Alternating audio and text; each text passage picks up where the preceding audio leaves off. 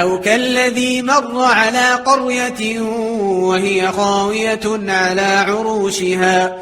قال أنى يحيي هذه الله بعد موتها فأماته الله 100 عام ثم بعثه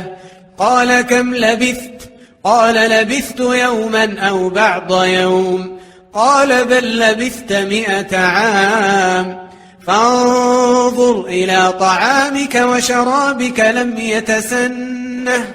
وانظر إلى حمارك ولنجعلك آية للناس وانظر إلى العظام كيف ننشزها ثم نكسوها لحما فلما تبين له قال أعلم أن الله على كل شيء قدير